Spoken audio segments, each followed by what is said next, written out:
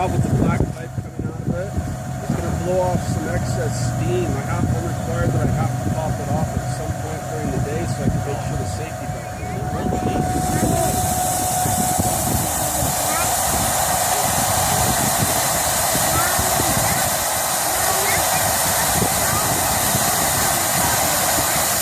Hey,